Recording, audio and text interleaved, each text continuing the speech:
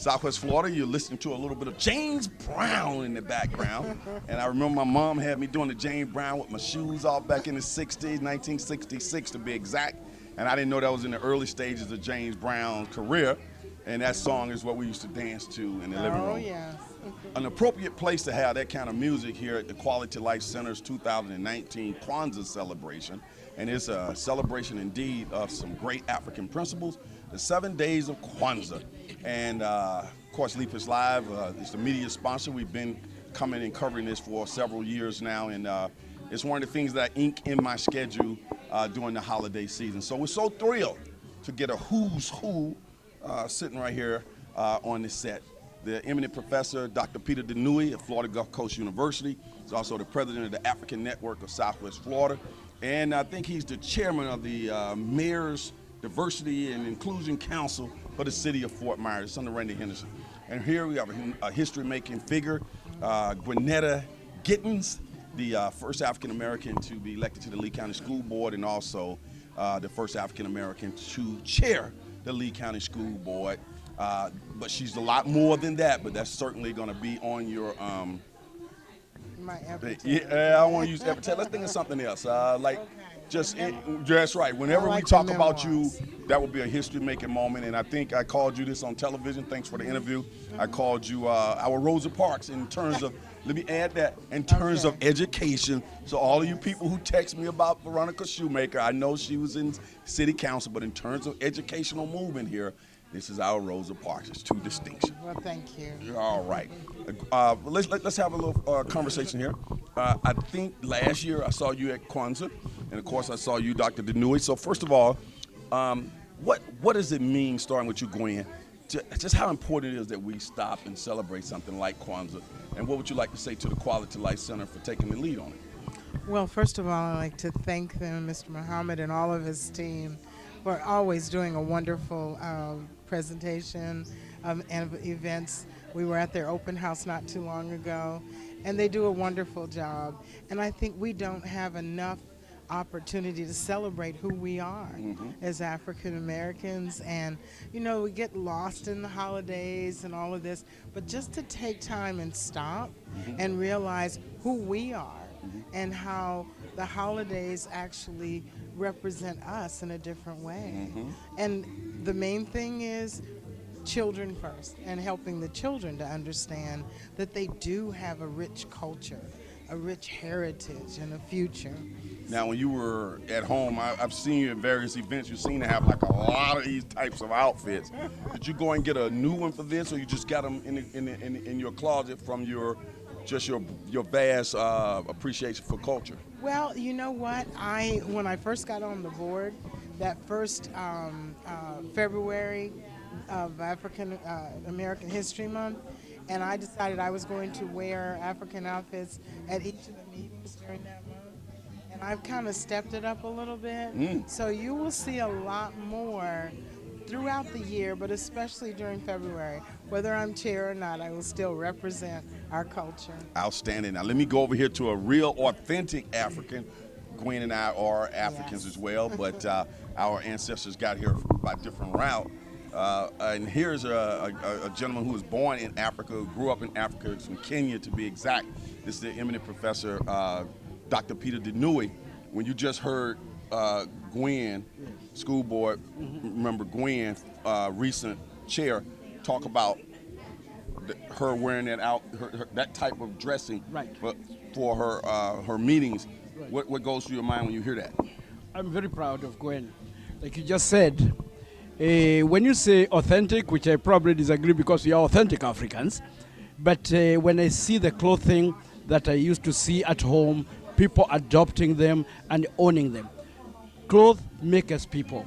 They show the respect of this of the event that you are going for. And what Gwen did with powerful, and what you dressed, man, you look good too. You know? I usually have on the African outfit, but this time I tried to spruce it up a little bit for television. Because you know that too, you know. But every time, I mean, I've seen Dr. Ndiangui in so many different outfits, and every time you never seem to disappoint me at the detail of what you get. Now, do you just have these hanging in the closet, or for each event you go and get a new one?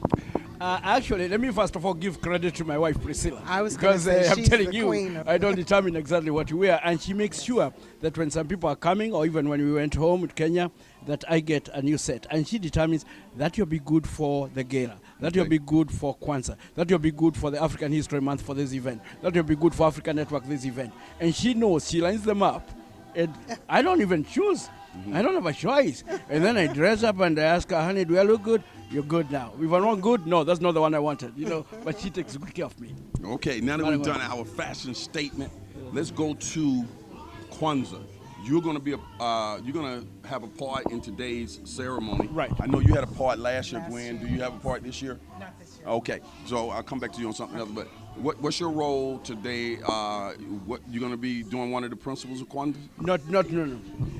I've been doing libations, and it's a very solemn part of the celebration, and I feel very honored. In fact, my main part is to psych myself to put my mind to the event, because it's pouring libations. It's not just pouring water. It's a very, very solemn part of the whole thing. There's a meaning to the kikombe cha umoja, the cup, to the tree of life, to everything that we are doing. In that libation process, you've already prepared me that you're going to be calling on me to give permission. Tell them why I need to give permission.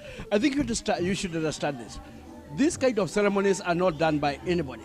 You just cannot decide, oh, I'm going to start pouring water, I'm going to start doing libations. You are joking to the gods, you are joking with the elders. So you must get permission from the elders to do it. I used to do, to like a small kid, 5, 6 year old, and I used to carry the stuff for my grandfather, but to get there, he must be cleansed. And the elders must approve and look at you, and then you seek, Grandpapa, elders, can I do this? And then they say, yes, you can. If they say, and not everyone will do it. That's how I ended up being so honored that I'm the kid being allowed to do this. It's a special, and I don't like joking with it because I saw, remember, let me finish this. They used to do libations for rains, let's say, when it's a dry season. And you know what used to happen? We get rains. It's serious business. So I cannot joke with it. That's what I do. And just to take that a little farther, I am an official African elder. Yes. I was made an elder about 5 years ago, Gwen. Yes. A real ceremony that they had at the African Network Gala, where they actually took me through the entire ceremony in front of everybody to make me an official African elder. My African name is Musée Kalawali. But you weren't at that particular gala. No, So that's it's always an honor for me to get a chance to be the elder and do that. So Peter has always granted me that opportunity. And thank you so much for allowing that. Yes. What does something like this to our community mean, and what would you like to say to Quality Life Center by putting this on amazing. every year? I admire Mr. Mohammed and his team, Kisha particularly, who puts all this together. This is a great thing. We have so many other celebrations, but when you think about what Dr. Karega's mission was, we need to celebrate something more African authentic. Like Gwen said, even our clothing, our food, we need to be proud of it. We are a group that has gone through so much hard times, and there are so many forces to tell us that our culture is not good. No, we need to be proud of it. They say in Africa, if the enemy inside you does not destroy you, the enemy outside cannot. We have to respect ourselves, and this is what Quality Life does. I'm so proud of it. And I think at the core, what we're doing too, the whole unity thing, Gwen, and diversity and inclusion. That gives me the opportunity to make that transition because I got two strong proponents of diversity and inclusion here in the area. And we just recently learned that city of Fort Myers is now a majority minority city. The Lee County School District is a majority minority school. Yes. Dr. Ndiangui, you keep up with a lot of this stuff, so both of you are great diversity people. When we think about diversity and inclusion and we think about the principles of Kwanzaa and how it brings us together, and we can see in here all different types of age groups, races, and so on and so forth. Tell us about the importance of Kwanzaa as it relates to diversity and inclusion. Well, of course, I'm going to talk about education part of it, and I would love to see, as a part of our total diversity and inclusion, for students to learn about all the different aspects, not only Kwanzaa and not just Christmas, Kwanzaa, the Jewish holidays, Hanukkah, because otherwise, as they grow, how do they know this vast world and what things are out there and the differences in people? That's a very good That's point. what inclusion means. Me understanding you, understanding what you believe, and then I can choose as I get older as a child, what it is that I want to do. And we won't be so separated if I understand it's not something weird you're doing, or you're not doing something strange. It's just a normal thing that I do and you do, and just to really um, relish the fact that we're different. Okay. Go ahead and answer that. Just to add to that, in the part that I'll be doing the libations, if you give me permission, I will be having a young girl, high school, finishing up. So because the children are very important in the diversity. And then I'll be having, I can say it, a white lady, because so many people see Kwanzaa as if it is just for African Americans, but I want her to be seen. We are very inclusive. So long as they respect our values, so long as they share what we do, the people we don't want are those who don't respect us. So long as we respect us, we respect you. So we have everybody there. And that's what we are working on. And I admire we make a breakthrough like what Gwen did. And I want to say here on stage, I'm so proud of you, Gwen, for the work you did the whole year. It's not easy to be the first one, and keep going. You're still in the board. Your work is still not done. Keep going. Even if you're not the chair, we are so proud of you, and you're not alone. We are behind you. Thank you very much. I appreciate it. Let's make some final comments before we go downstairs on what Quality Life Center specifically means to our community. Start with you, Dr. Ndiangui.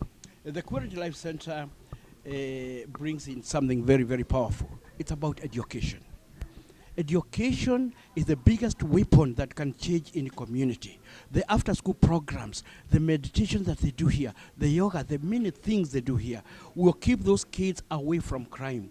People don't just want to do crime. Quite often they are pushed by the forces. But education is very important for socio-economic development, for mindset change, that I can be better without doing any crime. And there's a powerful, this place used to be horrible. What they have done is transform the whole community. And I know you are right there when they were naming Quality Life Way here. It's just so nice to have it like that. Thank you so much. All right, congratulations too on recently receiving the Delta Sigma Theta Ruby Award for International awareness. International Well, awareness. you are there too, man. Delta You Sigma got a Theta big one for Award. education. Yeah, Congratulations. they're giving me one for education, and that was so cool for them to recognize the television show in terms of education. Gwen, you don't know this, I like to say this right now, that as a child, growing up in the housing projects, my mom raising 7 children, she would always say around the table, Gwen, that she wanted one of her children to be a teacher. And so I was around 6 years old. Right. I'm next to the youngest, and she would be looking at me like, a teacher. I had no concept of what life would be for me, because I was living in a circumstance that I wasn't, technically supposed to emerge from. My mom raising 7 kids by herself. But eventually, I accomplished a few things in life, and every time I would accomplish something, she said, I would say to my mom, Mom, now I've been made a senior vice president at the bank. She said, yeah, but I want you to be an educator. A teacher. That's good. And then I said, well, Mom, I've been inducted into several halls of fame now. Yeah, but you're not an educator. Well, Mom, I do a lot of swimming, and I got a TV show that's pretty popular. But you're not a teacher. Now that I got that, I can say. Now you can see. And what you do, don't forget. So my mom now is cool with me now. I say I'm an educator now. Yeah, Go teaching ahead. is not just in the classroom. Right. What you do is teaching. I appreciate that. And you teach a lot of us. And I'm so proud of you. All right, thanks Thank a you lot.